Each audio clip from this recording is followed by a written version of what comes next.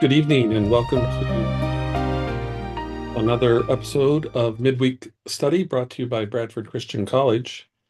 Midweek Study is, well, just what it sounds like, our midweek podcast, uh, where I, Timothy Barrett, your host here, um, I somewhat selfishly uh, work through my stack of stuff that I have to read. And this is our third episode. This is our third episode working through a sermon from 1874 titled Christianity, a National Law. And so I would encourage you, if this is the first time you're viewing one of these videos, please do view the previous two in this series so that you can kind of catch up with where we're at in the sermon um, as we're reading through it. We're about halfway through. We're at, I think, page 25 of a 52-page document. So we're about halfway through, and we don't mind going slowly as long as we are continuing to go, making progress through it. I found it to be um, challenging, encouraging. We'll do a brief review of what we ended with last week as we move into the new material for this week. But first, let me say that this is a podcast presented by or sponsored by Bradford Christian College. There's a link in the description below to the Bradford Christian College website. It's an online college, provides a number of bachelor degrees, and it also provides a Master of Arts in Theological Studies. Um, as an online college, of course, your classes will be online. You might think of them as self-study, but really don't think of it as being alone online. You'll be assigned a mentor who will walk with you through your program as you work towards whatever degree you might choose to work towards. Um, that mentor will meet with you via Zoom.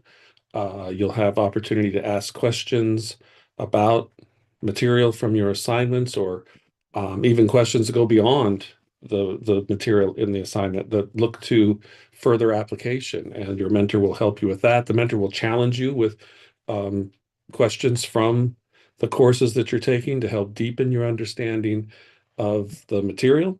And so, yeah, you've got somebody that walks with you through that program and ensures that it's the best learning experience that you can have as you work through the program. So bradfordchristiancollege.com, link in the description below. Check it out. Maybe it's for you. Maybe it's for somebody that you know that's looking for some continuing education opportunity.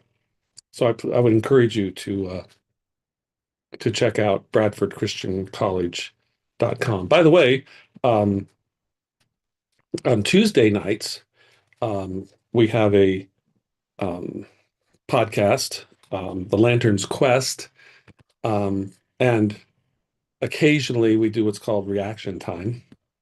Um, so that's on Tuesday nights, sponsored by Bradford Christian College, and also um, a couple of churches, Reformation Presbyterian Church and Wellsprings Church, um, are sponsors of that as well. So you can watch for that podcast on Tuesday nights.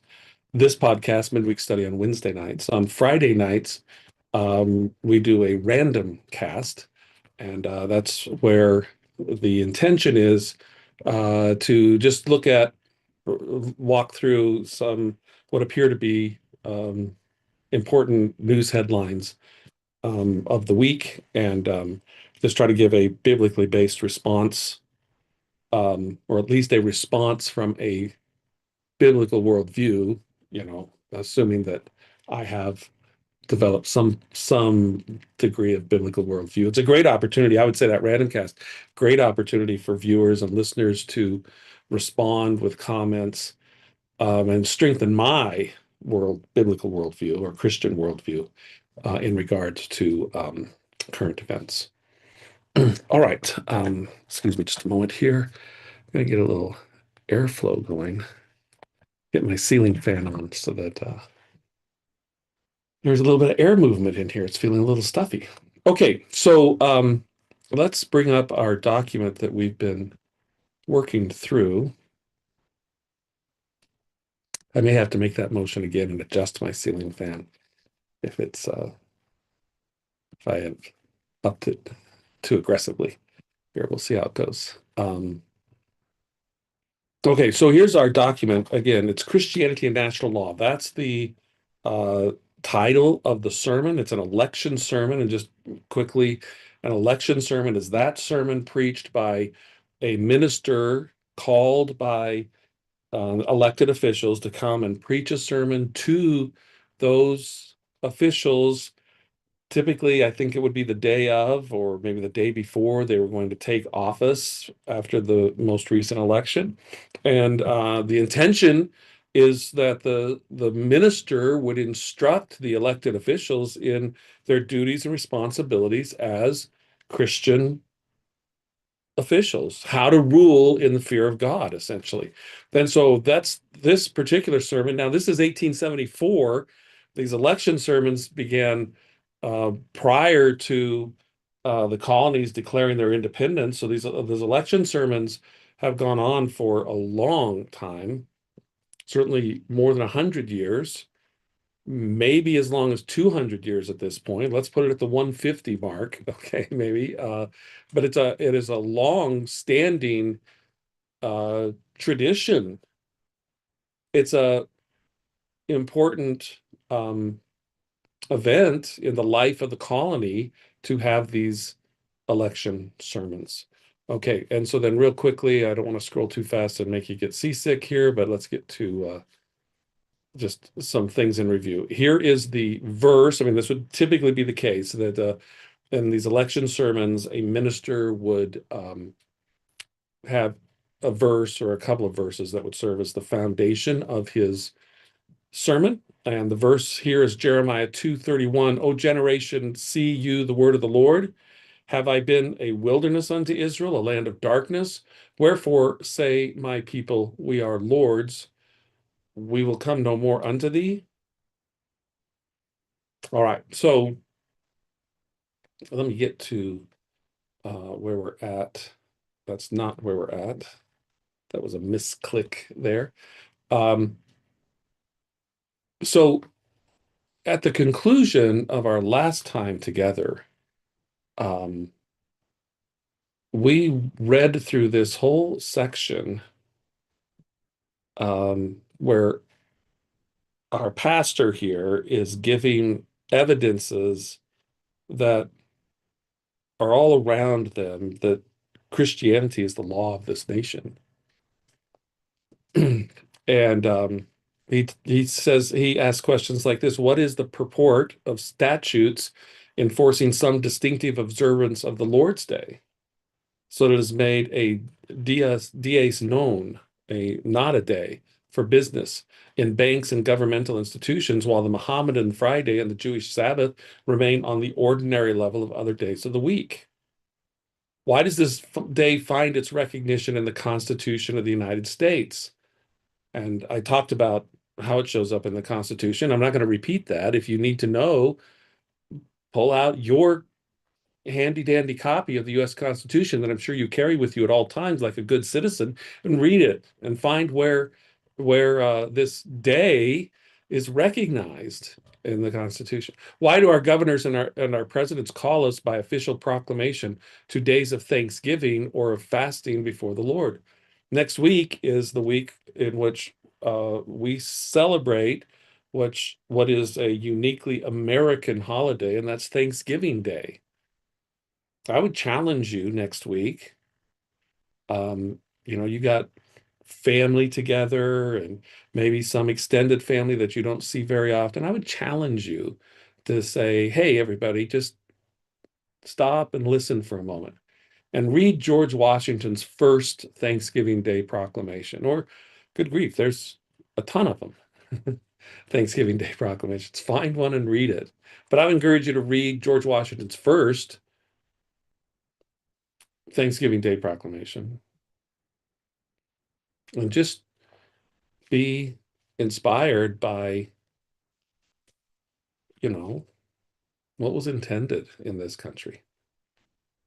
All right, so I mean, he goes through this whole litany, and this is not unlike um,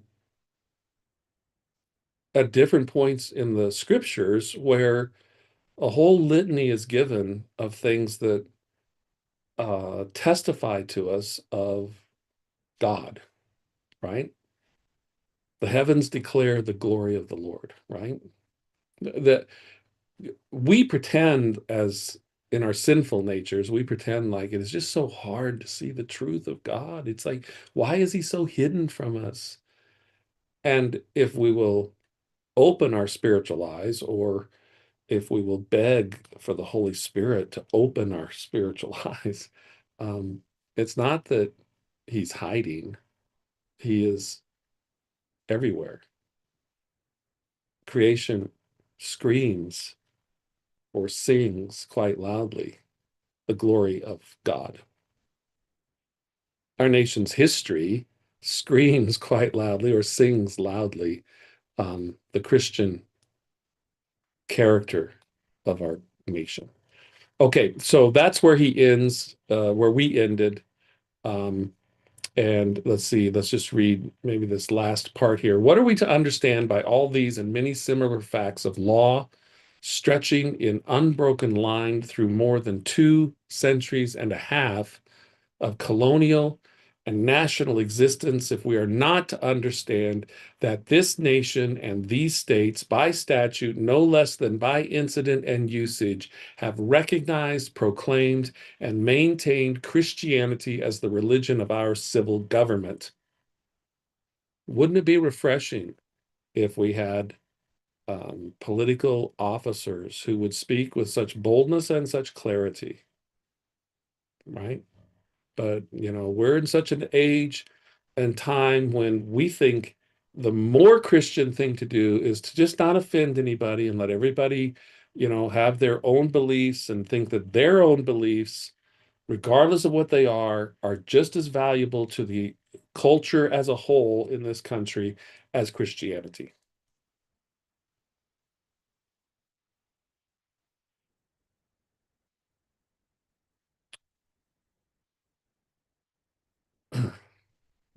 All right, we get to Roman numeral 3, the third major point of our sermon here.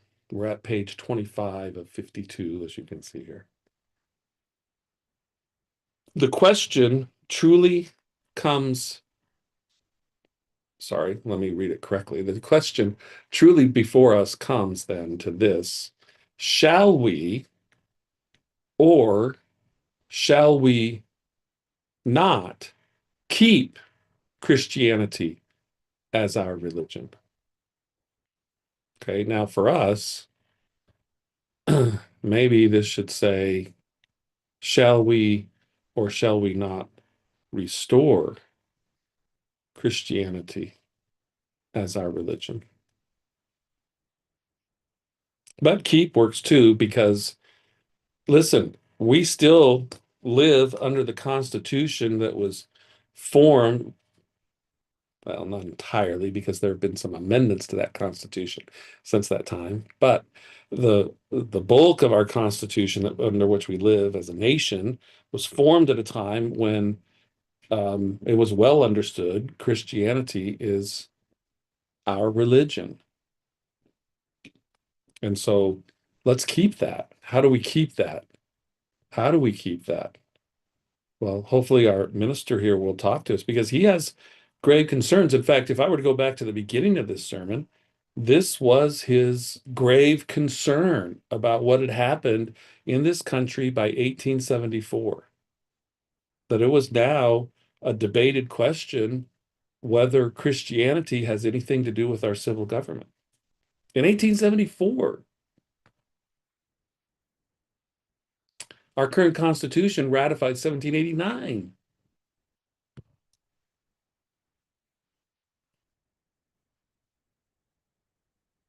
80 years, 85 years. Now you see how far down our sinful nature can drag that which was maybe not perfectly, but more perfectly established on Christianity.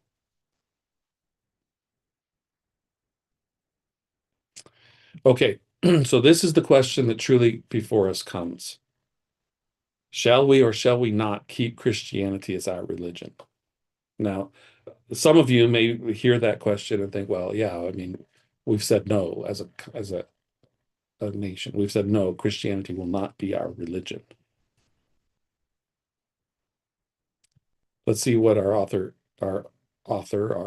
pastor goes on with here. Not as sometimes presented, whether this nation, having till now had no gods and no administration of religion and government, shall now add a god and a religion as modern luxuries or new social machinery, nor whether having had some religion other than the Christian religion, it shall expunge its laws, reverse its traditions, and consent now to be converted to Christianity.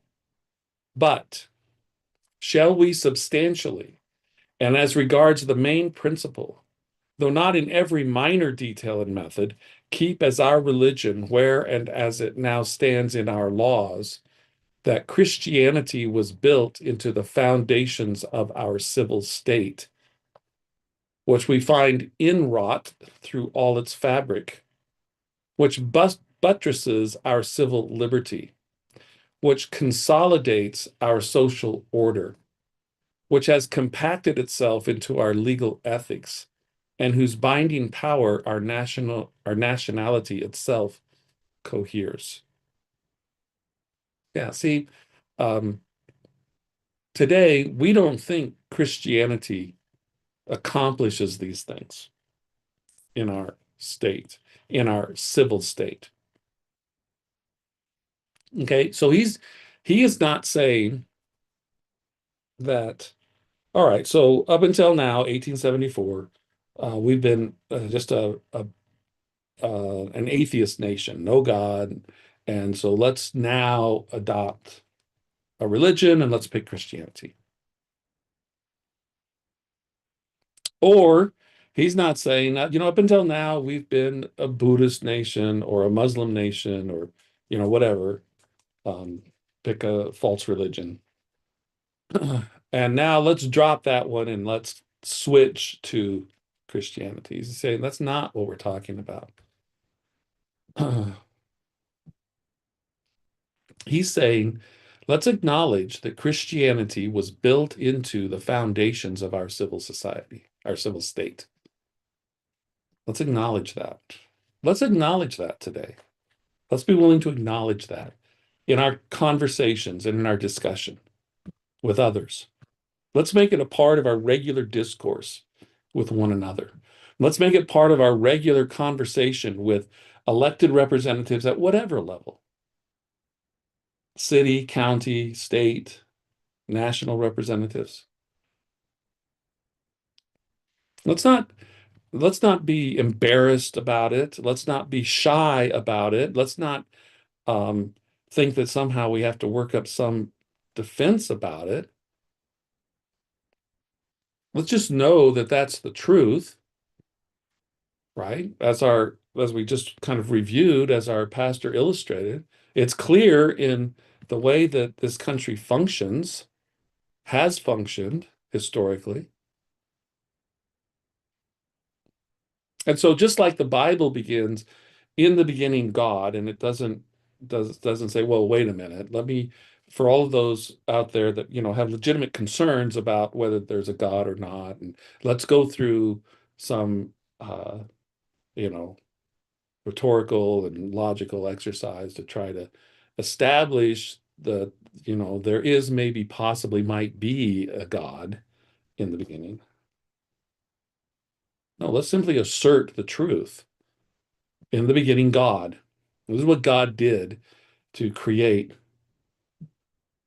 earth and life on earth. And in the beginning of our country, Christianity was built into the foundations of our civil state. Let us assert it. And then he gives all these wonderful, I mean, these are I would say, um, phrases that ought to become part of our regular discourse when we're talking with people about how does Christianity fit within the civil state here? Well, it's inwrought through all its fabric. The very fabric of our civil state, you find the principles and truths of Christianity. It buttresses our civil liberty, right? It supports our civil liberty. We enjoy the greatest expression of civil liberty when we know that we are firmly grounded and standing on the buttresses of Christianity.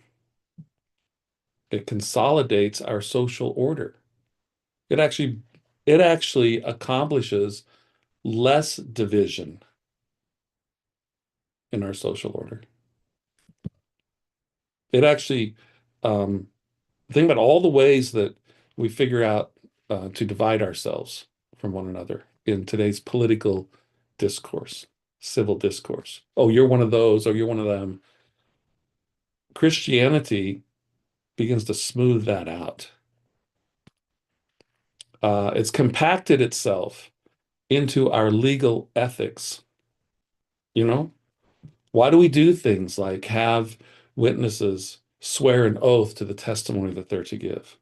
Why do we not just allow one witness's word of mouth to be sufficient to convict a person? Why do we insist upon um, a number of witnesses, a number of evidences in order to bring a conviction against someone? Why do we why do we have this standard of innocent until proven guilty? Why is it that our courts of judgment are such solemn places? It is interesting to me, even today in courtrooms, there are judges, and I know this because I have a habit of watching courtroom live streams regularly, but there are judges that regularly chastise defendants for not dressing properly for court. Should that matter? Why shouldn't a person, why would it matter? Why not just, well, because we're talking about just judgment being carried out. We're talking about the execution of justice. It's a serious business, right? Think about that. What is it in the history of mankind that would suggest that carrying out justice is a very solemn and serious thing? I mean, because in the fallen natural order, it's not really justice. In fact, evolution um, suggests that there is a injustice to the continuation of things, right? It's the survival of the fittest, as they say, or this you could call that the survival of the strongest, right? Those who are most able to survive. Okay. The non-Christian worldview is very much a worldview based upon might makes right.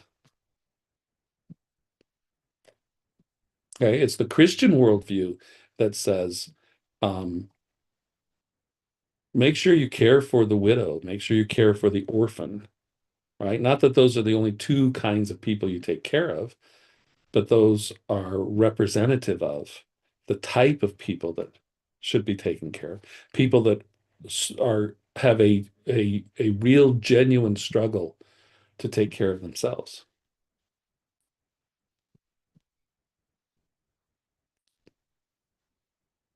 Why do we talk about blind justice?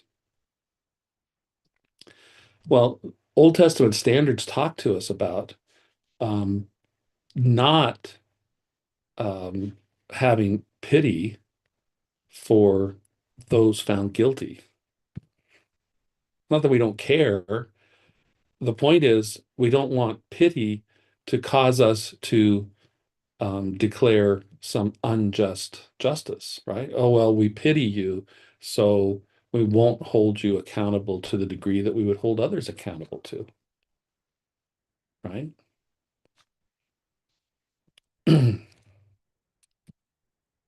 Finally, in whose binding power our nationality itself coheres, right? Sticks together, our nationality, right? What a wonderfully different country it would be if it was, regardless of whether each and every person was a Christian, if the prevailing thought in the country, in each state, in each county, is that, yeah, this is a Christian nation.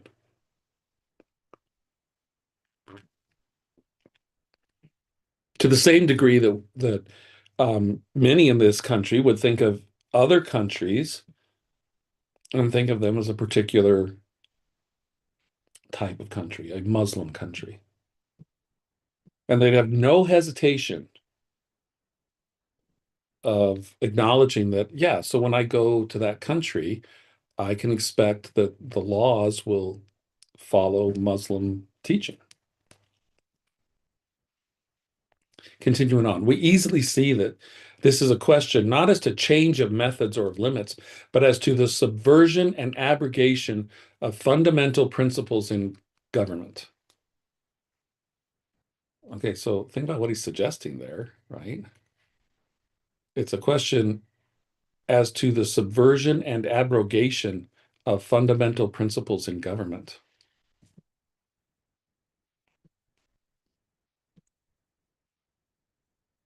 I mean, that sounds conspiratorial, doesn't it? Like, um, that's like some intentional action to strip the fundamental principles in government. A question of organic change involving the very spirit and genius of our American nationality. Do you see the way that he's thinking about this country as established with Christianity as a national law?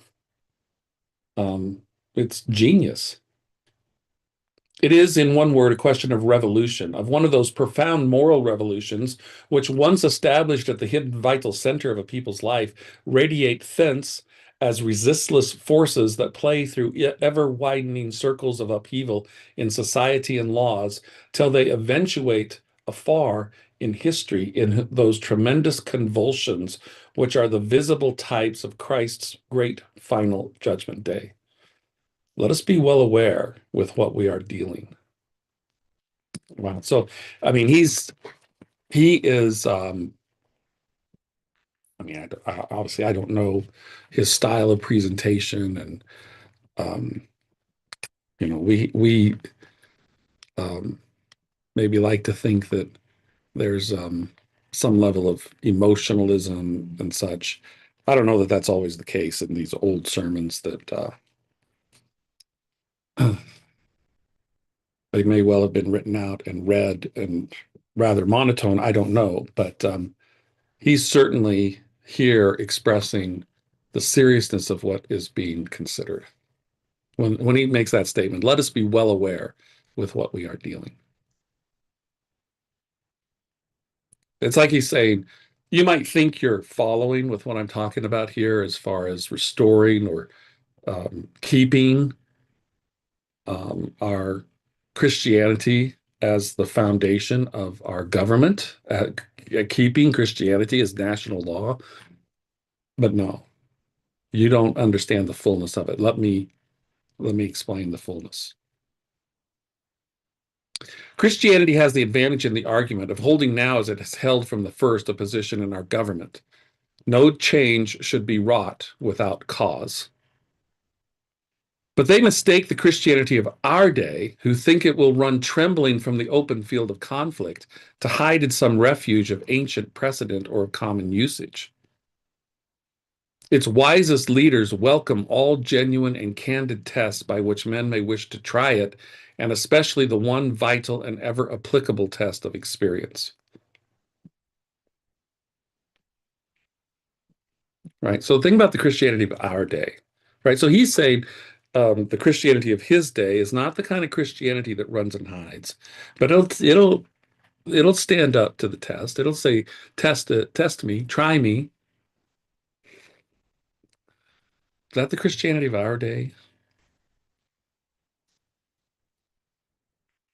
I mean, there may be some necessary um, work to do on those buttresses before we can actually proclaim that here are the buttresses upon which we need to frame our nation. If it be true, it can show itself true, they say. If it cannot, then it ought to fall. Christianity is not passing through this world under convoy for safe delivery at its palace gate in the heavenly kingdom. Its adherents need not ask, how shall we ever bring it in alive to its royalty? What if some lance-like question should hit it, or some ponderous, unsolvable problem be found in its road? If it be the truth, then it wields a sword and carries fire and walks in bright, invulnerable armor and can unfold wings vast as the heavens. Okay, I think I've mentioned before the idea of a commonplace book, where in things that you read, when you come across sentences that are particularly significant to you, they just strike you. The wordsmithship is wonderful. Um, to me, this is one of those sentences. If it be the truth, then it wields a sword and carries fire and walks in bright, invulnerable armor and can unfold wings vast as the heavens. See, we don't talk this way anymore. It's unfortunate. We just don't have the vocabulary and the ability to put that vocabulary together into beautiful word pictures like was done in the past. That's powerful. That's powerful sentence. Um, and you know, it has been said that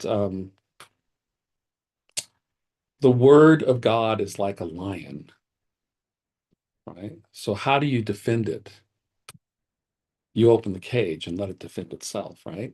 A lion is fully capable of defending itself. Open the cage. Let scriptures speak, right? Sorry about that. I don't know if your screen just went crazy there. I misclicked on my screen. Um, yeah, let the scriptures speak, right? Uh, we don't um, we don't have to carry on with what we think is our valuable explanation of Scripture. Sometimes it's enough just to say the Scriptures. Therefore, it is every way a fair question and one on which Christianity asks no indulgence for this American people, whether it has brought forth good or ill in that governmental administration of it, which is part of our national history. In this day of eager criticism and fierce challenging of all that has been established, Christianity will serenely abide the severest practical tests that can be applied. If men can prove aught or anything against it, it will submit to be thrust out from its governmental seat and cast away among all abominable things. More than this, it will submit to be thus cast out if it cannot be shown to have been the one vital formative force through which our civil state had its birth, has had its splendid growth, and has now its hope and its hold upon the future. Okay, so I mean, I don't know where you're at in regards to the United States, this country, its importance, its value, its need to continue. I don't know uh, your interest in all things political, all civil matters, okay? But at one time, probably more than one time, but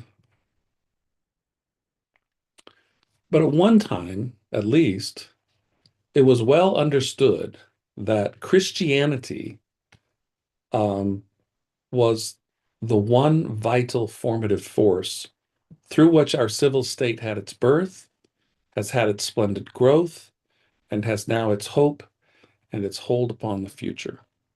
Okay. And this begins to, I think, speak to importance of um,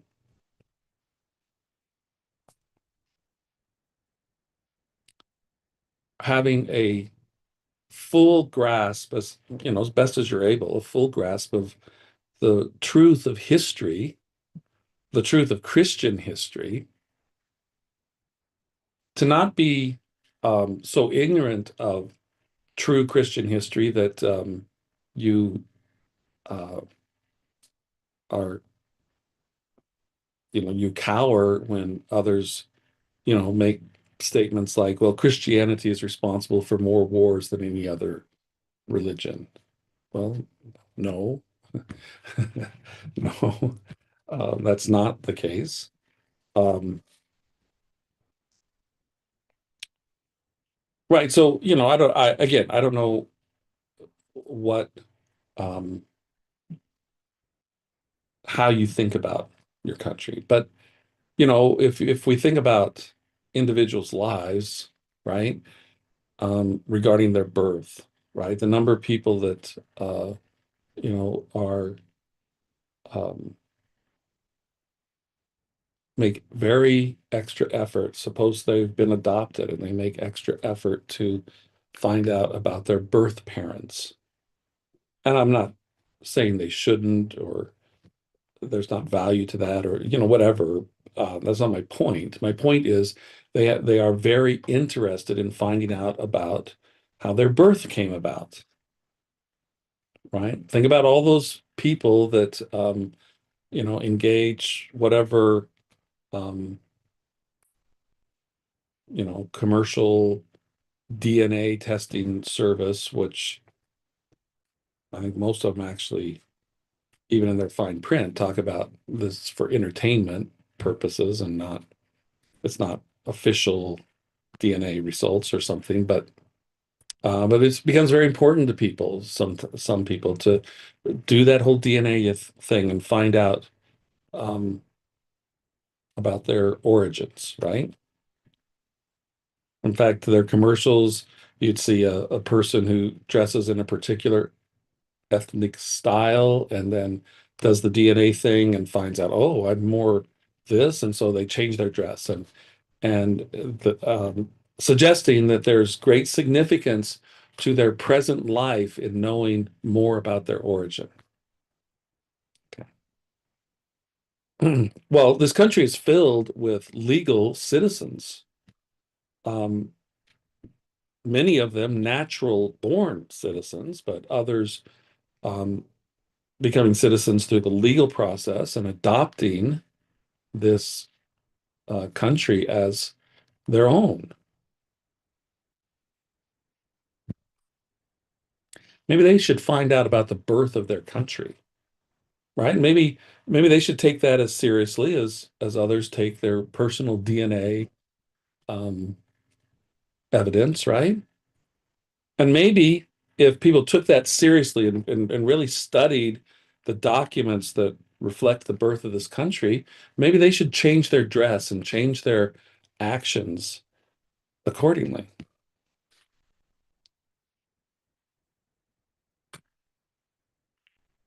And with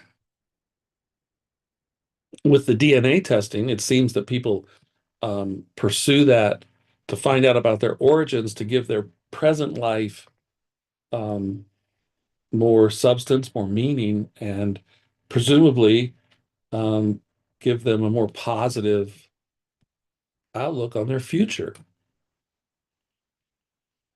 And I would just suggest the same could happen for citizens of this country who come to better understand the origin, the birth of this country, to see its growth through history, thereby being filled with a hope and having a greater hold upon the future. But without such evidence against it, it must not and it shall not be dispossessed. Indeed, the attempt to dislodge it is an attempt to upturn our whole national fabric from its deepest foundations. Right? Wouldn't it be interesting if in the political arena today there were those who were so grounded in the the Christian foundations of this nation, and not just the Christian foundations of the nation, but so grounded in what was understood Christianity as national law that in response to those who speak out against that, oh, separation of church and state and blah, blah, blah, whatever they come up with to speak out against Christianity, that there was, without any shame, without any trepidation, without quivering, but just bold assertion that your attempt, sir or ma'am, to dislodge Christianity as national law is an attempt to upturn our whole national fabric from its deepest foundations, right? So think about what that means, because there are a ton of people in recent history of this country and even today, and in that ton of people are um, professing Christians, and maybe even some of those professing Christians are very sincere and well-meaning in what they're arguing. But there's this attitude that somehow, some way, we became a better country as we pushed Christianity to the margins of our country, right? And in very um, obvious uh, actions, right? We oh, separation of church and state, and so we remove the Bible from the classroom, or separation of church and state. We're a secular nation, right? We're not a Christian nation, and so we remove prayer from public schools, or we even make it difficult for um, prayer to be held any public activity, maybe. Um, we just the efforts that we have gone to in this country to try to remove Christianity from the public, the civil discourse. Um, and it's not just the effort to remove it, but it's this misguided thinking that somehow we're better people because we have less Christianity present, right? Come on, Christian, think about your Christian faith, right? Is that what you think about your Christian life, right? If I keep my Christianity just in the prayer closet and never comes into the kitchen of the house or into the driveway or in the car as I go to work or in the workplace, I'm better off, right? I'm better off to, maneuver my Christianity to some marginal part, right? I mean, even those Christians that um, are progressive, to use the modern term, to that modern application of that term, progressive or liberal, they don't think their Christianity should be marginalized like that. They have a very peculiar way of introducing their understanding of Christianity into the very actions that they take. In fact, in many cases, those who advocate for some, again, using the modern application of the word, some liberal application of Christianity, they insist upon their understanding of Christianity to be the one that's applied.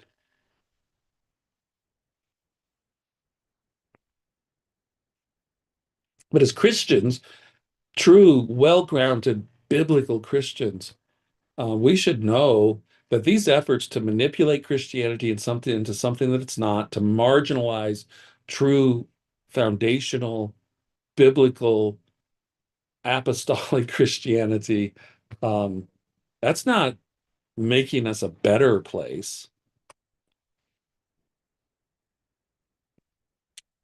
It's upturning the whole national fabric from its deepest foundations. Okay, so this isn't the kind of thing you do to make something better. This is what you do to bring something down, right? If you think of a building, if you go to the deepest foundations of that building and start upturning those foundations, right? Your intention is to bring down the building.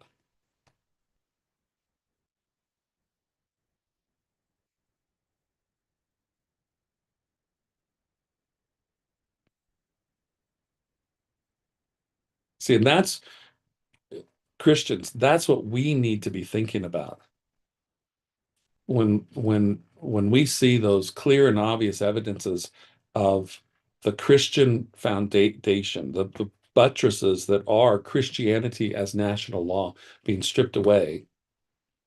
It's not, well, that's, we're making room for, we're being more diverse and no, we are undoing our foundations. We are, what does he say? We are upturning our whole national fabric from the deepest foundations. We're doing serious harm to this nation um, as we move away from Christianity as national law. And so, as to what Christianity, I would take it here, has actually done in and for this nation, nothing whatever need now be said. Its work, whether good or bad, speaks for itself. The question is one of fact and history and may be left to the common observation and the universal judgment of civilized man. Right? Well, you'd like to think so, right? He's speaking in a day where, um, by and large, people have exercised their reasoning, okay, or can exercise their reasoning in a reasonable way, right? Um,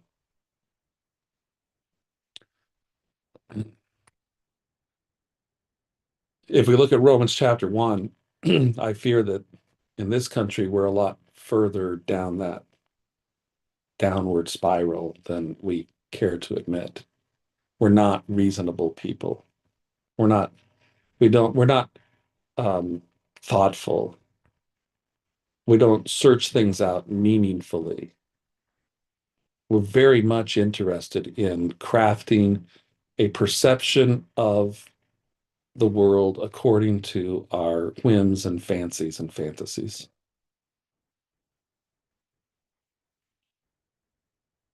By and large, because we don't want to have to deal with the reality that we are all guilty sinners.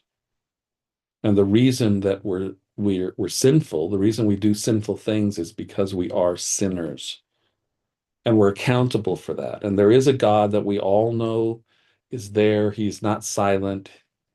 We are accountable to him. And we're busy suppressing the truth and unrighteousness. And so this whole business of using common observation and wise universal judgment and being even civilized is more problematic in our day. It may well, however, be asked in this connection, if you thrust forth Christianity from its recognized administration in your government, then what religion will you put in its place? Okay. This is an important question, right? In recent history, this country has been through some of this, as there have been those who we just need to tear down the system. Okay. Okay. Have you given any thought to what's going to be in its place? Right? The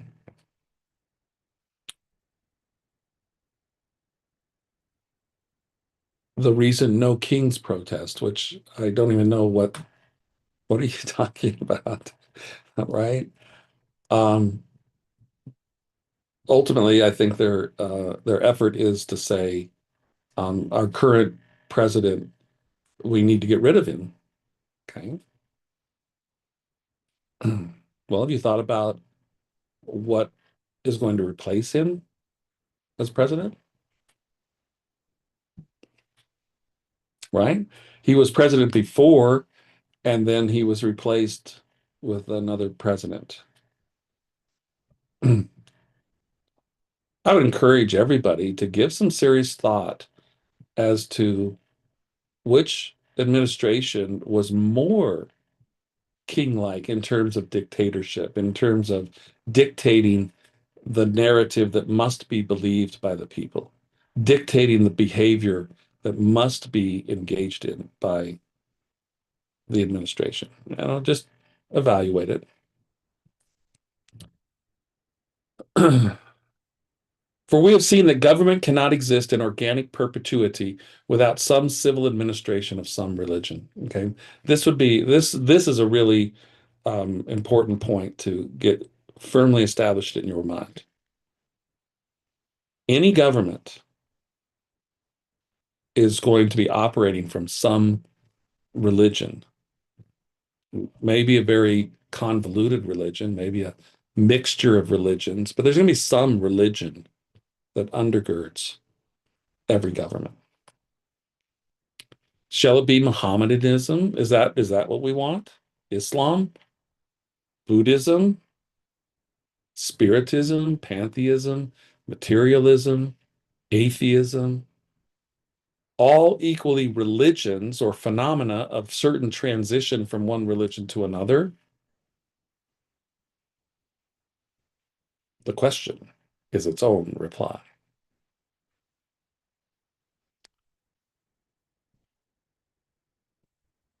At this point, we're ready to answer the question with which we started and to declare that Christianity is to have some recognized administration in our civil government. In other words, what he's saying is we are now ready to announce, proclaim, declare Christianity a national law.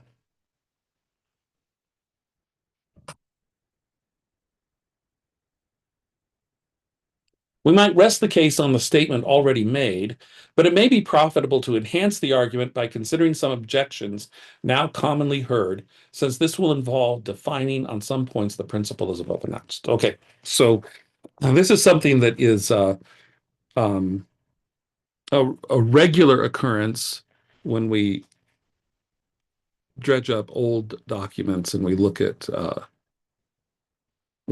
older presentations, sermons, speeches, and such. Um, I don't know how well it's put into practice today. A lot of what passes as political speeches or speeches today um, just engage in sarcasm of the other side. Okay, but here, what a speaker looks at is identifies objections that opposing views would present and proactively addresses those objections within a sermon, within a speech. All right. So here's objection one. Let's see.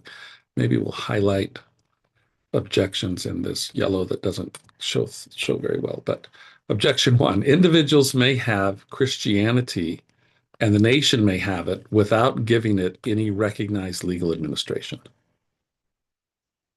Okay. And there's objection one. Let's see how our pastor addresses this. Okay, so hopefully we understand the objection, right? The objection is that um, all right, the Christianity doesn't have to get into the actual legal administration of a nation. You know, people are free to be Christians, personally be Christians, and we can even allow for the idea that the nation might prefer Christianity in a sense, and maybe in terms of social, cultural things. But we don't, this legal administration, no, we don't have to do that. Well, our pastor says, let it be replied, this is impossible. Huh. Like, he's not saying, okay, yeah, but, that's going to be watered down or weak or, he simply says, this is impossible. Christianity will show itself in acts if it be anywhere in the character and the acts of government are legal administration.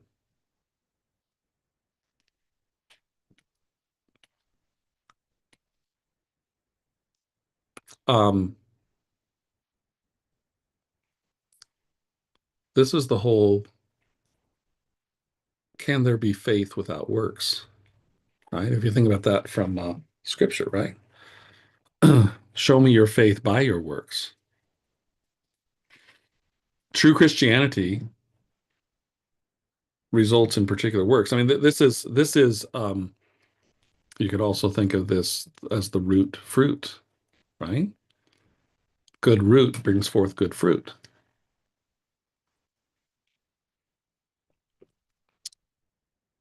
And so what our pastor is saying, yeah, if you're going to say that the nation may have Christianity, then it's going to come through the acts of the government of that nation.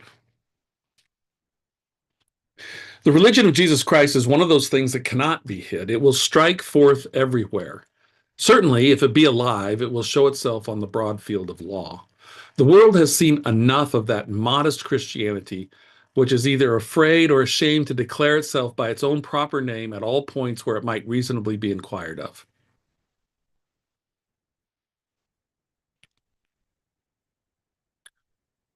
Oh, that's you got your commonplace book? That might be a sentence to put down, right?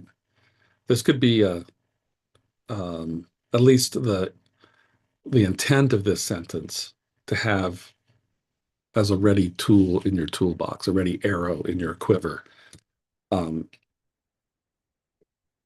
when you're in discussion about Christianity and its place in culture, and you've got those who are saying, well, we just as Christians we shouldn't be imposing our faith on others. And if you just had this ready in a moment like that to be able to pull out, look, the world's seen enough of that modest Christianity, which is afraid or ashamed to declare itself. That's pretty powerful. It is not seemly for man or nation to make a show of godliness, but it does not follow that a government whose style and mien, convicted of having long been in some companionship with Jesus Christ, should now solemnly deny with oaths that it knows the man, while still purposing to follow him far off. Man, this guy just gets better and better with the picture he paints with his words. Okay, so this word right here, I don't even know if I pronounced it correctly. Mean or my, I don't know. Mean, I think is how you pronounce it. Um, you can't see this. I'm pulling up my Webster's 1828 here. And let's get a definition of that word. Um, I think mean is how you pronounce it. Um, look, air, manner, external appearance, carriage. Okay. So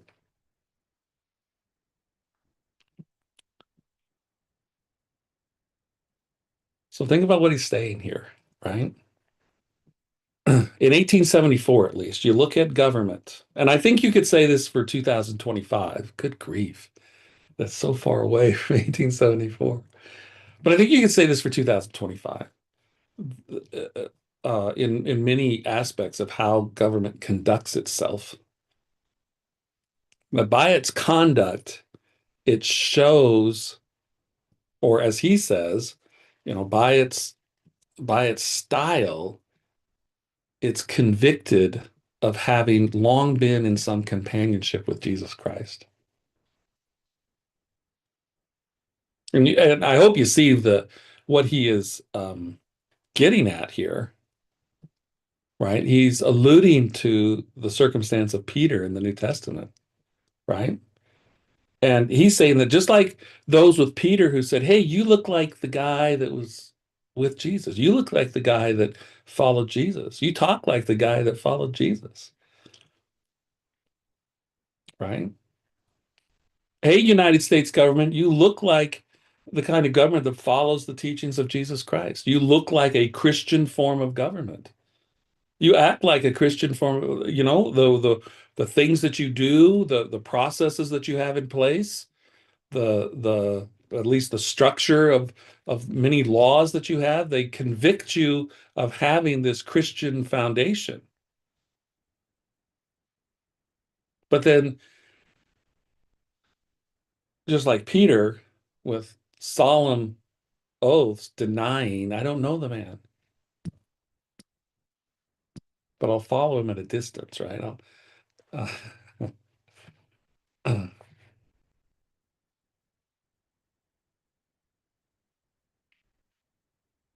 so here's an interesting question then that follows. Does modesty compel a government to steal the livery of Satan to serve God in? Now, well, livery? What are we talking about? Well, what was 1828? It's handy. Livery. Uh, the act of delivering possession of lands or tenements, a term of English law. It is usual to say livery of something, which is a feudal investiture. Um,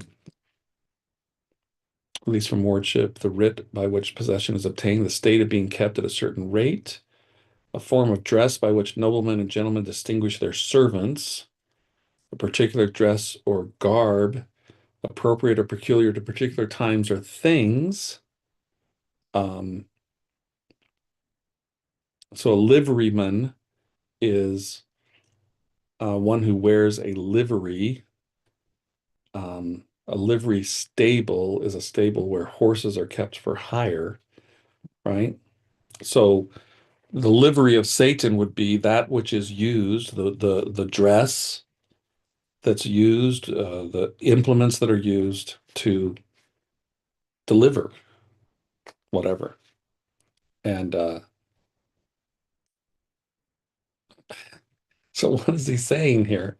What is he saying here? Does modesty compel a government to steal the livery of Satan to serve God in? Right?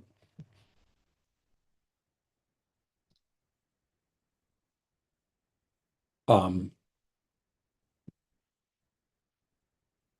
right. So the efforts to declare oneself not a Christian nation, right? Even though we know that government is a divinely ordained institution, it's meant to be a minister of God, right?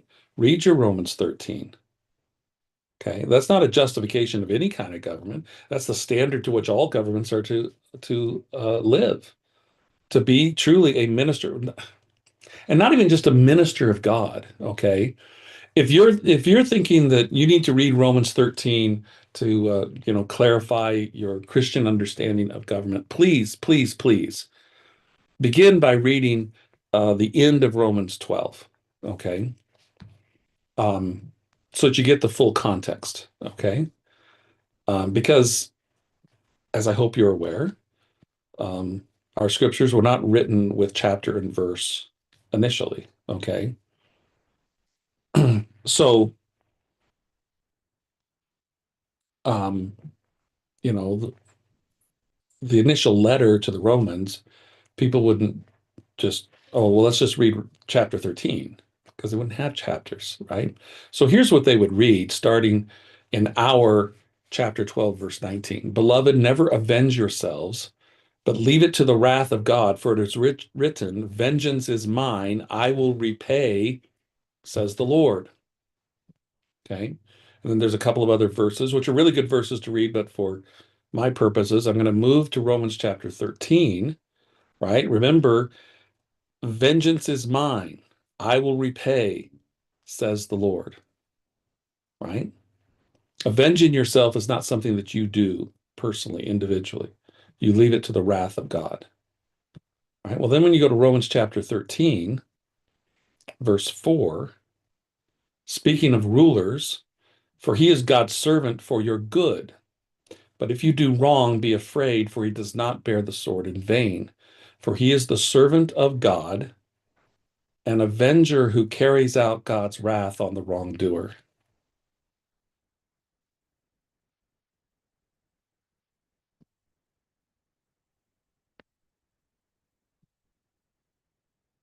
Chapter 12, verse 19, behold, never avenge yourselves, but leave it to the wrath of God, for it is written, vengeance is mine, I will repay, says the Lord. Chapter 13, verse 4, but if you do wrong, be afraid, for he does not bear the sword in vain, for he is the servant of God, an avenger who carries out God's wrath on the wrongdoer.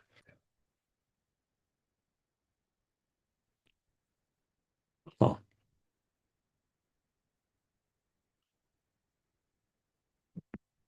But see, we have a lot of calls for our government to show pity on wrongdoers, right?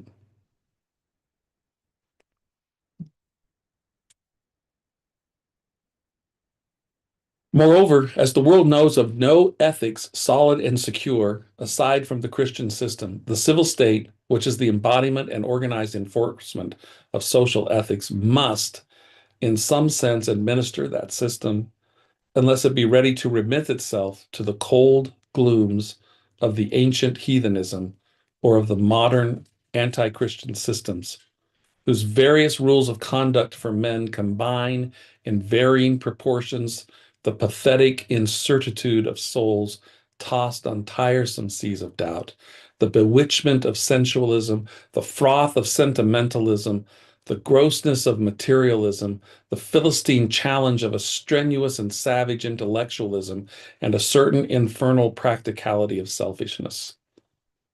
Oh, my word. That's a long sentence. Where did that sentence begin? Clear up here at moreover. That is a long sentence. But isn't it beautiful? Isn't it a beautiful sentence? Even though it hits us with a harsh truth that in our day and age we seem to have difficulty being this certain about our understanding of things.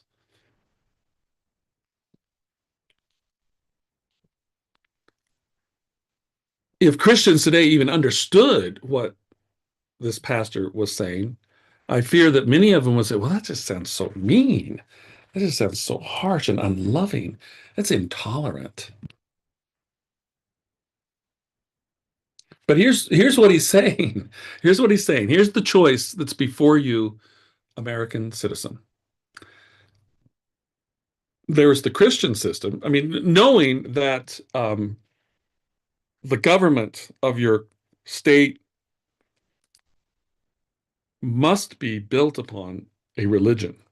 There's the Christian system, or if you prefer, let's see, I'm going to put these in purple here. Well, maybe not purple. I'll do red. I don't want to trigger anybody with red, but I'll do red because these are bad. Okay.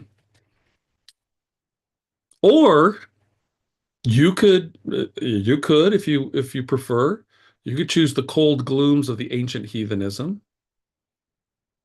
or the cold glooms of the modern anti-Christian systems. But here's what you're going to get if you choose either one of those. You're going to end up with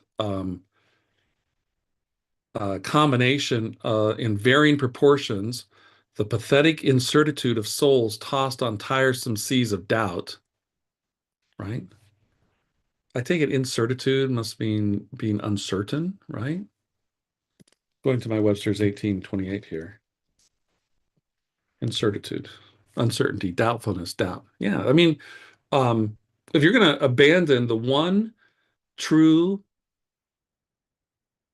ethical system, Christianity, and it's true and solid and certain because it's not man-made. It is God revealed, right? It comes from one who is higher and outside of man. All right. So uh, you know, theocracy, God rules, democracy, the voice of the people is the voice of God, right? And like which do you want? Do you want the Christian ethics as delivered to us by God Himself through Jesus Christ and the apostles? Or do you want, there's really some really smart guys that got together and they thought up, you know, these really smart guys say that this is the way things should be done. But, you know, to take a recent example, some really smart people said that, oh no, men can be women and they can participate in women's sports. And then some really smart people now, well, now that we look at it, those who are born male have certain physical advantages that we just can't let them participate in women's sports. Like that's being tossed on a tiresome sea of doubt. It's just back and forth over all these things, right?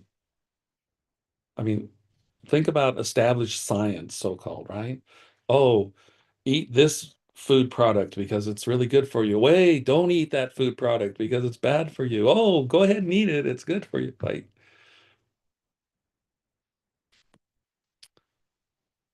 right. So if you choose not the Christian system, right, then you're left with the bewitchment of sensualism, right? Um, Bewitchment, right? To be bewitched is to be deceived that the thing that you're being given is really a great thing when in reality it's not great. Bewitchment. Let's see how well I did. Webster's 1828. The power of charming. Bewitched, fascinated, charmed. Bewitched, to fascinate, to gain an ascendancy over by charms or incantation, an operation which was formerly supposed to injure the person bewitched, so that he lost his flesh or behaved in a strange, unaccountable manner. Um, yeah, so it's being fascinated by something that will not deliver what the fascination anticipates it will get, right? The bewitchment of sensualism, the froth of sentimentalism. It's an interesting word, froth. Isn't that the like the foamy part of the drink, right? Like people with their fancy coffees, they want that froth in it. It's just a sentimentalism.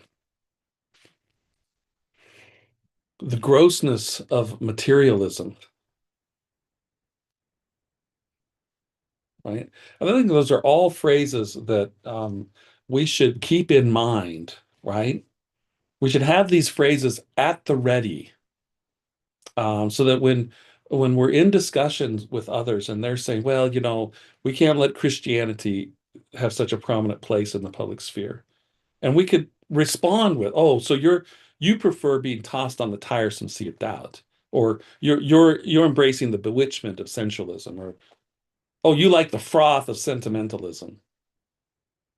No, just give me the grossness of materialism, right? We need to have those phrases on the ready to introduce them as an integral part of the discussion of where is Christianity going to live in the political sphere, in the civil arena. All right, so there's objection number one.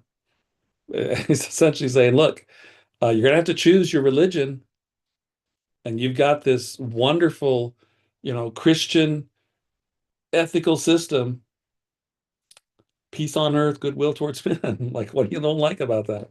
Or you can go with um, the gloom of heathenism, the gloom of the modern anti-Christian system. It's just isn't that just something to think about? The idea that in 1874 there was a modern anti-Christian system.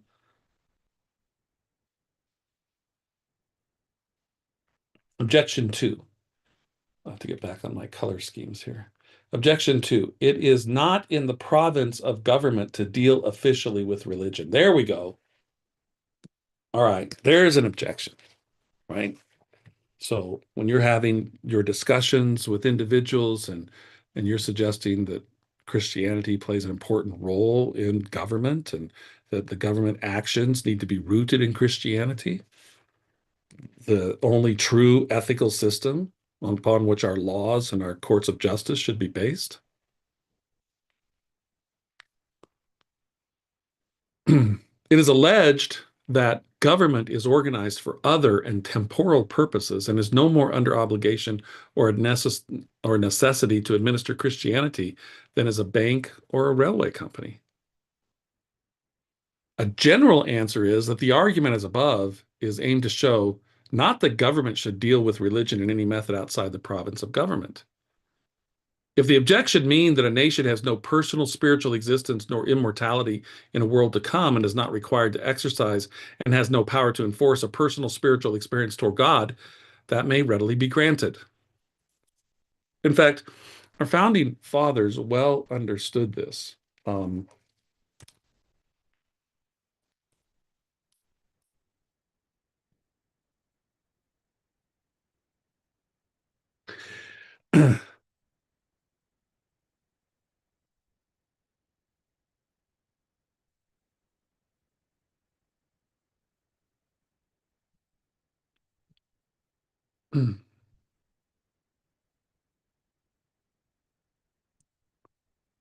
Let's see.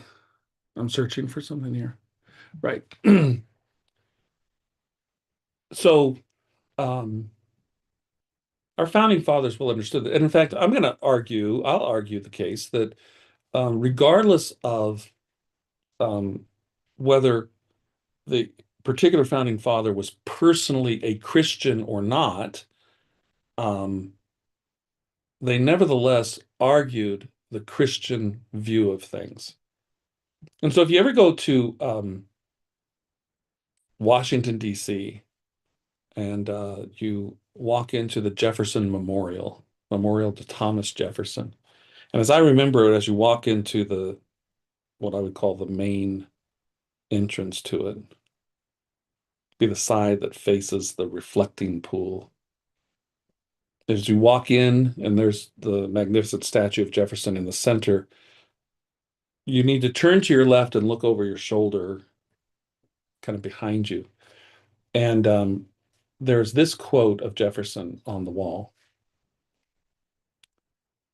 God who gave us life gave us liberty. Hmm.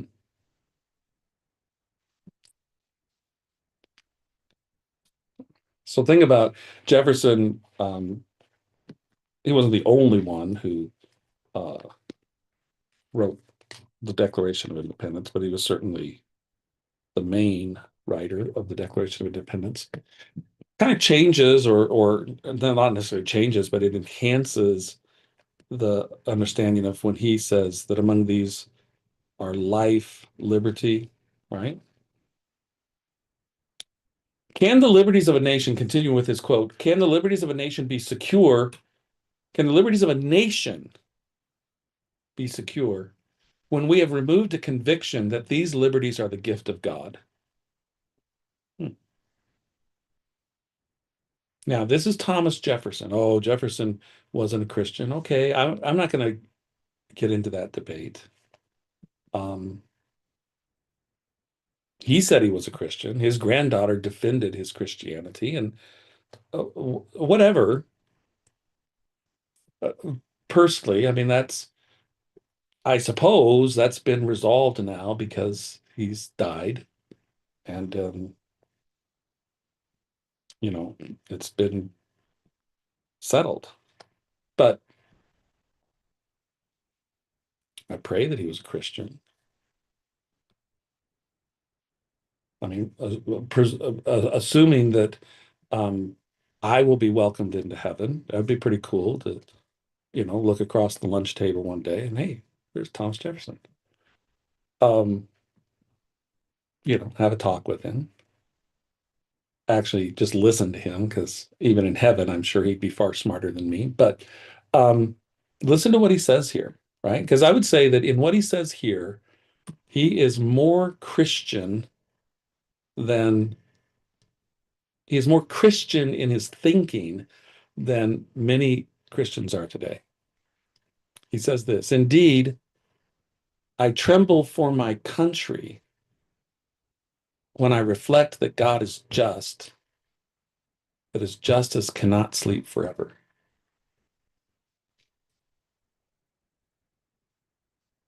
Right. So for the founding fathers, there was this generally held understanding that nations are judged in time,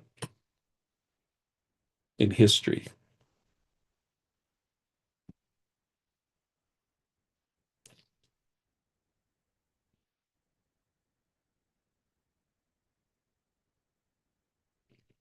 All right, back to our author here.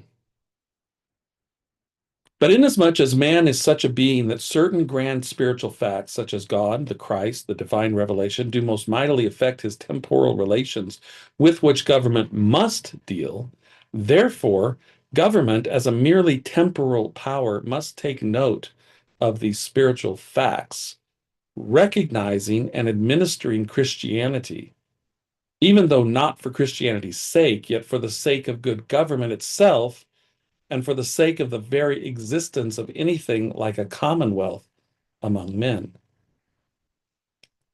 Right. So I take that to say, I understand that to say, um, granted, government is not the evangelizing force in society.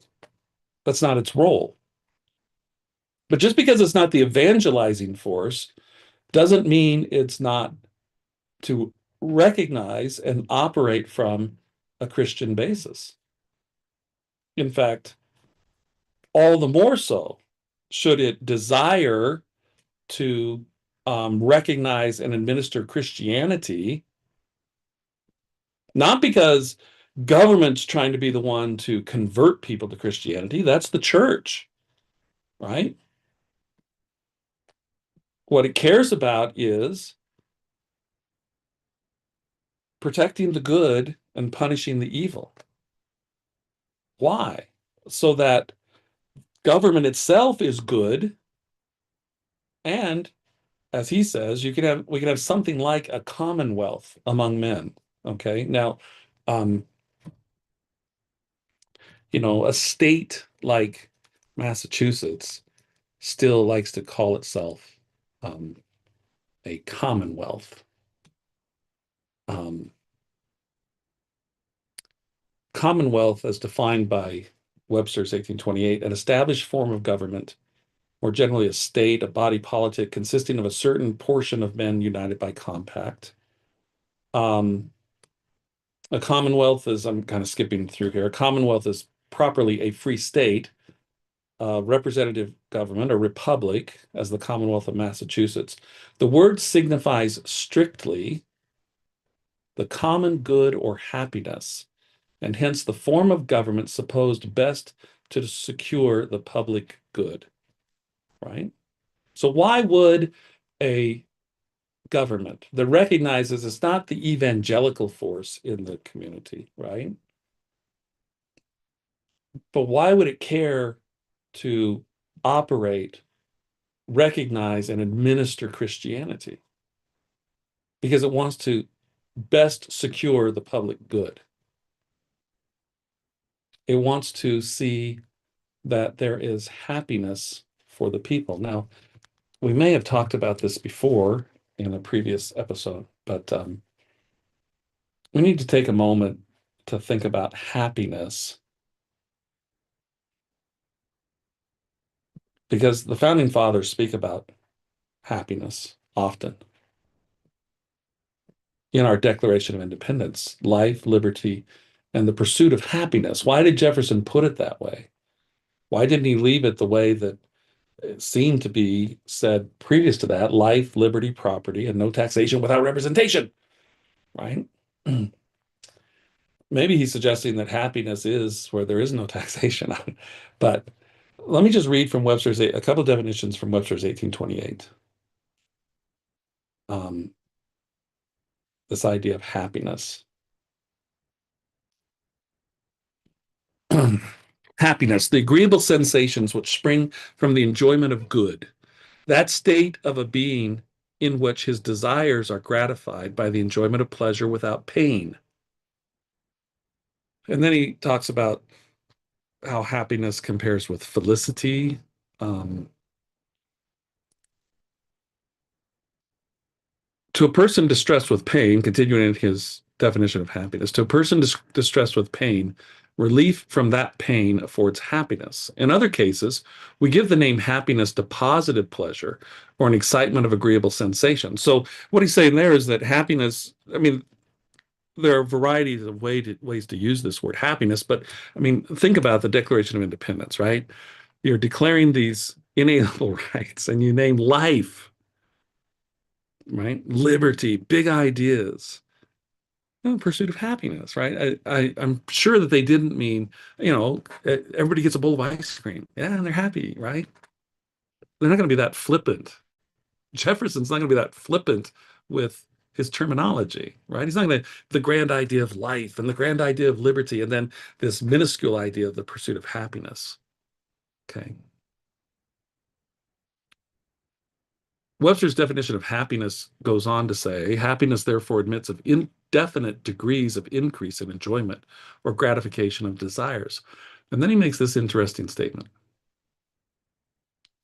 Perfect happiness or pleasure unalloyed with pain is not attainable in this life. So that's pretty interesting why Jefferson might write the pursuit of happiness. He doesn't say life, liberty, and happiness. He says life, liberty, and the pursuit of happiness. Why? Because they all well understood perfect happiness is not attainable in this life. Okay, so what is it to be happy? So in his definition of the word happy, um, Webster, um, for his first definition, he puts down lucky, fortunate, successful, right? And so that'd be a very temporal thing, right? His second definition, he puts this: being in the enjoyment of agreeable sensations from the possession of good, enjoying pleasure from the gratification of appetites or desires. The pleasurable sensations derived from the gratification of sensual appetites render a person temporarily happy. Okay. So these are definite degrees of happiness. There's a temporary happy, right? I get ice cream. I'm temporarily happy. So remember that life, liberty, and the pursuit of happiness, right? The pursuit of happiness, is that pursuing temporary happy that they're talking about? It doesn't fit, right? The grand ideas of life and liberty and the pursuit of temporary happy, the pursuit of pleasurable sensations derived from the gratification of sensual appetites. You think that's what Thomas Jefferson was saying?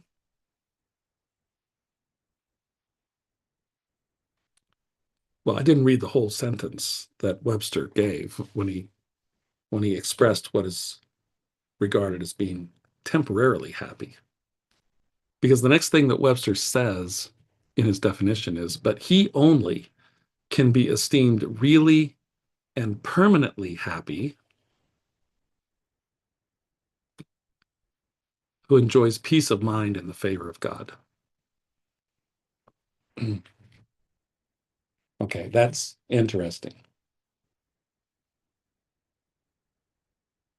Life, liberty, and the pursuit of happiness,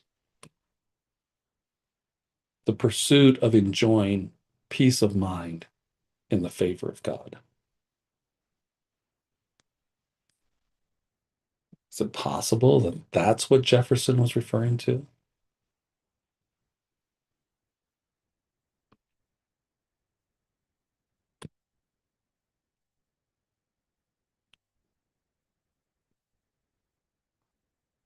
Is that is that what's meant by pursuit of happiness? Is that when our author here, our pastor here says that um, a government will recognize and administer Christianity, A, for the sake of good government itself, but B, to help bring about the existence of a commonwealth among men, a commonwealth that will ensure opportunity to pursue happiness, opportunity to pursue enjoying peace of mind in the favor of God. Just imagine that for a moment, that a government could be so established and so operate as to make room and space for people to find, come into contact with, pursue genuine Christianity. And so while government is not the evangelizing force, government is conducting itself in a way so that the evangelizing force in the community, the church, can have full effect. Because above all, we want people to be happy here as best they can. What do we mean by that? Oh, vote for that guy. He'll give you a free cell phone. Oh, vote for that guy because you're going to have to pay back your student loans. You're going to be happy. Now, as Christians, we know permanent happiness is enjoying peace of mind in the favor of God, right? Permanent happiness is knowing that that countenance of wrath that God has towards the obstinate sinner has been replaced by a smile. And he smiles upon his own children, those who have been adopted into his family through Jesus Christ.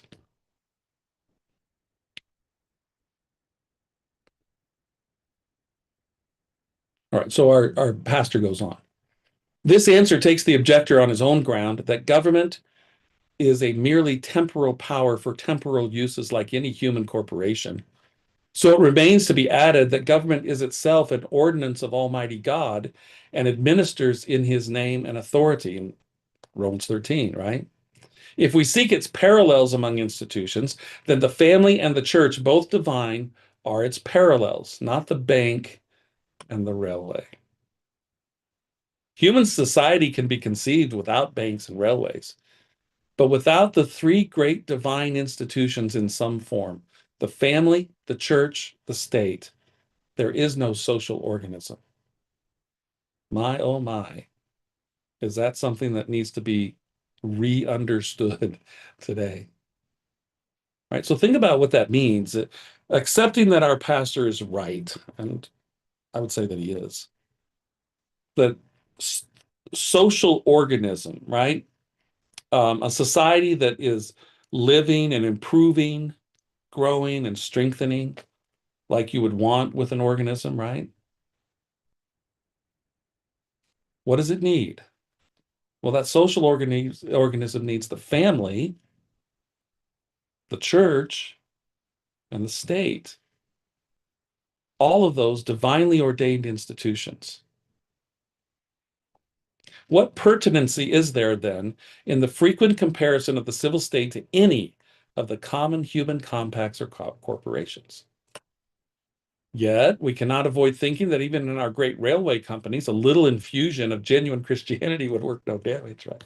It's like, um, yeah, there's no divinely ordained institution of business, right? There's the outgrowth of, from, I would say, the divinely ordained institution of the family. We see the outgrowth of economics and business and such. Rather than not have it, we would welcome it even on their timetables. It is thought that some of our great public corporations need something which they have not. What if it should appear that the missing something was godliness? Oh, that's just great, right? That that's as pertinent in 2025 as it was in 1874, right? Oh, oh, those evil public corporations, or whatever people say. Um, they need this, they need that. Usually, um, it seems they need more government control, right? Because the evil in New York City, the evil grocery stores, it needs to become the government that runs the grocery stores, right? Well, what if? Just here's a big what if for you. What if these corporations just need more godliness? Well, that's interesting. If this objection take the form that it is not in the province of the state to teach a theology, that may be instantly conceded, for theology is a human science about God. It is a noble science, the crown of sciences, but has always been an unruly science, an occasion of divisions among even candid men. Okay, so um, obviously today we don't think of theology as the crown or the queen of the sciences. We should. Every other science should bow to theology. They don't. In fact, it seems more often every other science is used to fight against theology. Christianity is not a system of theology, not a scheme of ecclesiastical polity, not a formulary of worship. It is found in the Bible as a simple record of facts and inculcation of duties. So I think I understand what he's trying to do here. He's trying to kind of separate from theology the way that it had come to be understood and practiced in his day. Because we need to remember by 1874, you have a lot of damage being done to true theology. Okay. I don't think we need to be ashamed of the word theology. We should love theology, the study of God, right?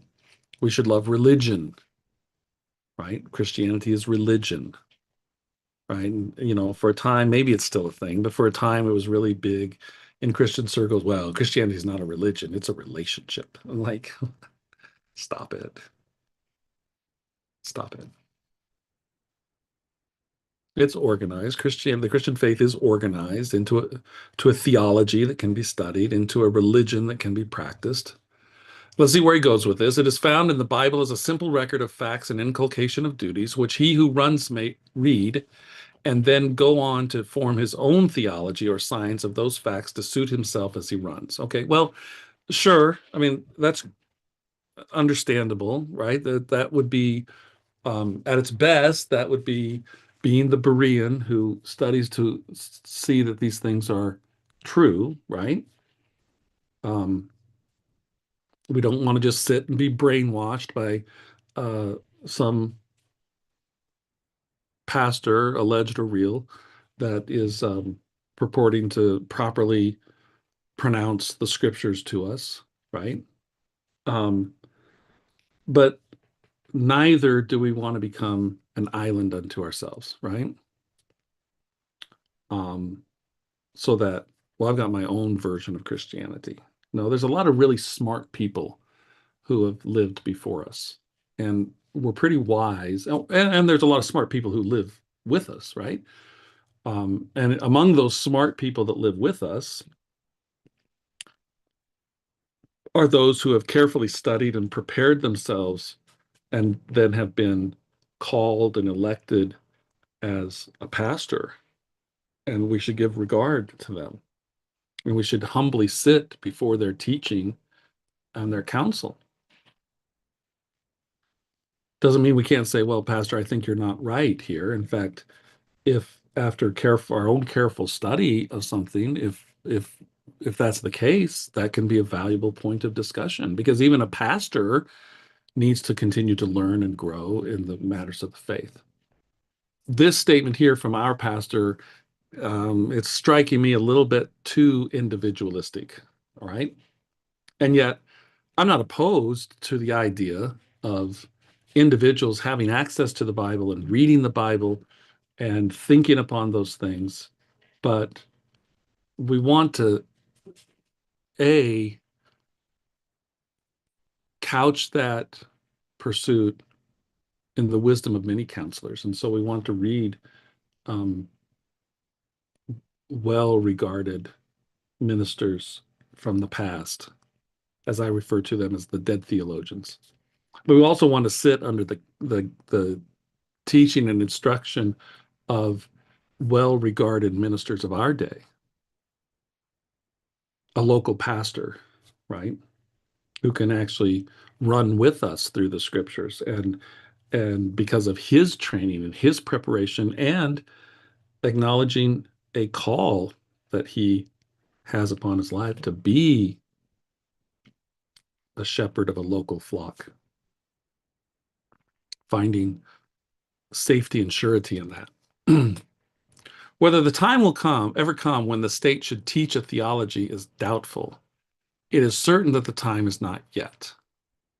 The government, in administering religion, should take its position on the Bible, on which its citizens take their oaths, and without even establishing any precise or scientific theory of the inspiration of the book, should accept it as the divinely authoritative record of what Christianity is, of what that Christianity is, which was the religion of our fathers and is ours as well, and then leave each individual and each sect to frame his or its own theories in perfect liberty. Okay, so now to me this is interesting because this is where, um, it's not a perfect world, right? And this is where we run into um, to issues. Okay, um,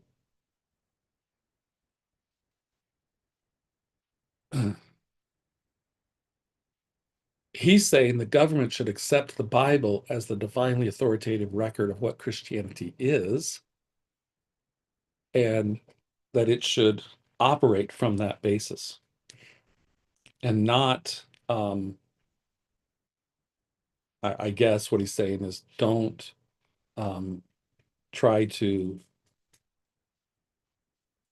in the more difficult areas, drill into um, particular differences among, let's say, various denominations, right? Um, so what does that practically look like? Well, I think practically it looks like God is the creator of all things.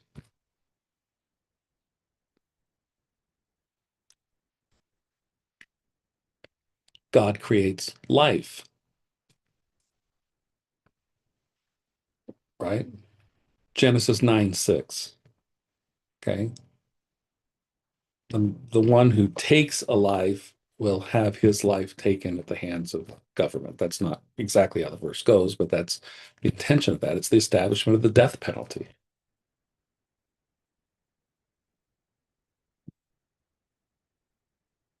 All right, so let's see where he goes with this. Under our theory of government, which we all heartily accept, civil law will refrain from any such enforcements on individuals as would be proper to only the monarchical or paternal theories. But this refusal of a government to work by direct pressure to compel human hearts into godliness is a quite different thing from its announcing by either its act or its omission that there is no God or divine or spiritual fact with which it has concern. Okay, so that makes me think of, I won't get this exactly right, but um, a senator or representative in, I'll say within the last 8 years, who on the floor of the Senate or the House, whichever, made the statement, God has nothing to do with what we're doing here. Okay, that's a problem. Why is that person in office? In a Christian nation, we shouldn't be electing people who are not professedly Christian, who do not profess a dependence upon God, the one true God. Okay.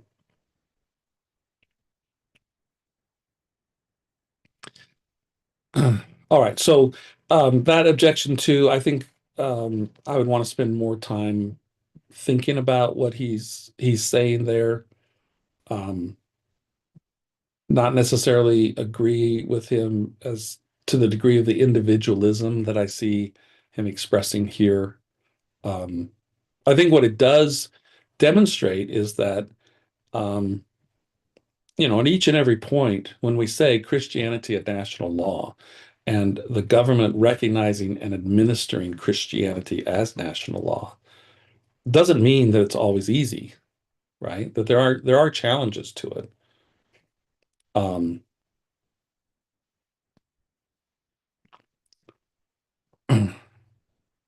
to and the reason there's challenges to it is because it's a pack of sinful people that are trying to do this thing.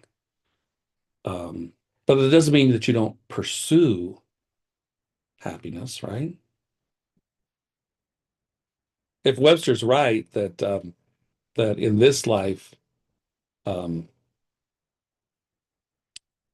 you'll never know perfect happiness, doesn't mean that you shouldn't pursue happiness because there are indefinite degrees of it. And so, in the pursuit of happiness, which ultimately is enjoying peace of mind in the favor of God,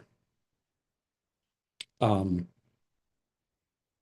there can be ever increasing degrees of that as you are become more assured of your faith, more assured of the salvation of Christ as is applied to you. All right, objection 3.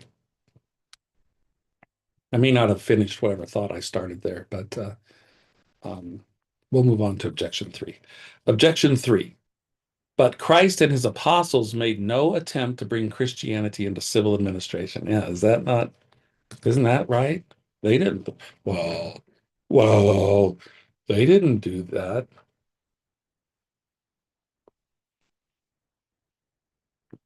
Um, they apparently didn't attempt to bring Christianity into the institution of slavery, I might point out. I mean, let's see where our pastor goes with this. Neither, I replied, did they make any attempt to bring into civil administration the care of the unfortunate, to establish orphan asylums or insane retreats. Insane retreats. Maybe because I mean, uh, I've always heard insane asylum, but maybe if we refer to them as insane retreats, people would be more willing to have those places to care for those who are dealing with mental health issues, as we call it now, um, rather than just leaving them to themselves and having them attempting to uh, live a life within the civil sphere, the society, when they're so far removed from reality.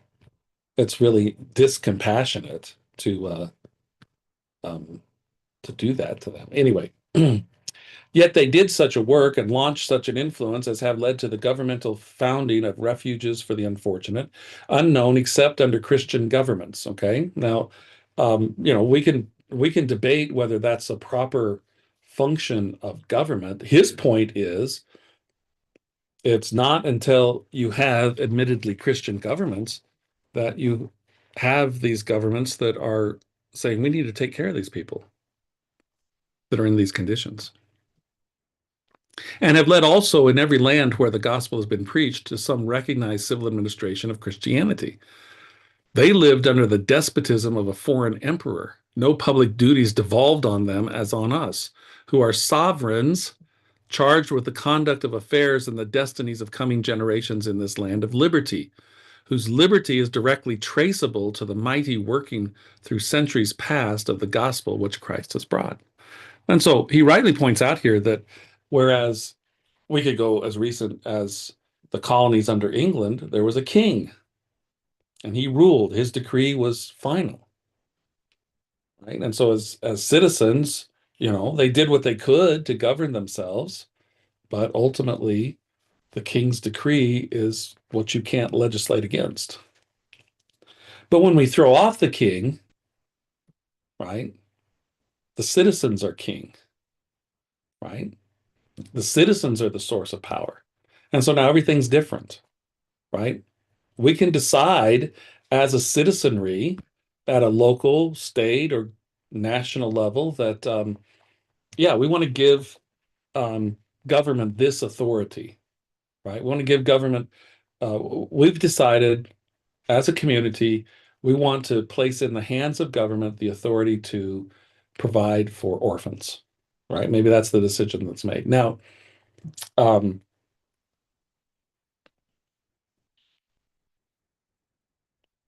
I would argue that in some way, like particularly at the national level, that making a decision in that regard should be reflected in if we don't see a clear delegation of that particular power to the national government, we should amend the Constitution, right? See, I think it would be interesting if we had amended the Constitution regarding um, some aspect of Medicare or Social Security, right? So that it's an amendment to the Constitution. Because then, as people, if we look at it, we decide, well, that's not going like we expected, right? It's not working well. We could actually unamend the Constitution and make the government quit doing that. But now it's really difficult to undo things that are the consequence of some past legislation or some, I don't know, administrative rules that even come out of, through the bureaucracy that come out of some legislation. That's really hard to undo.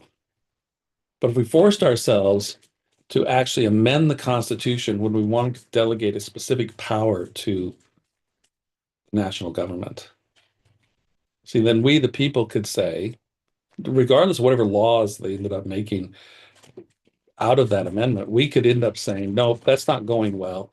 Let's unamend the Constitution, like was done with um, prohibition, right? We amended the Constitution and said it's not going to be this way anymore with alcohol. And then we saw this isn't working well, and so we unamended the Constitution, right? All right. Let me just take a look here to see where it goes. We got objection 4, which seems to go on for quite a while here. Um, there's objection 5, yeah. So let's we hit almost the 2-hour mark. So I'm sure that many of you who may have started the video at this point, you're not going to hear me say this because you dropped off. Like, this is going too long. I'll just recommend, if you see my videos are approaching 2 hours, you don't want to take that much time, put me on a faster speed and get through it more quickly than real time. Right. We'll stop there and we'll pick up next time with objection 4. That will be next week, Tuesday of next week. Sorry, Wednesday of next week, when we continue our midweek study as we're considering this election sermon, Christianity, a national law. So I hope you found this helpful and beneficial, and it's given you much to think about. And I'm sure that you have comments that would be instructive and helpful to me. So please leave those comments, and I'll see those, and that can enhance our future discussions and as we continue through this sermon. Don't forget to visit Bradford Christian College, and the link is in the description below. Consider it for yourself. Consider it as something to recommend to someone else that could benefit from that. Um, do the whole subscribe, like, share, right? Do that whole thing.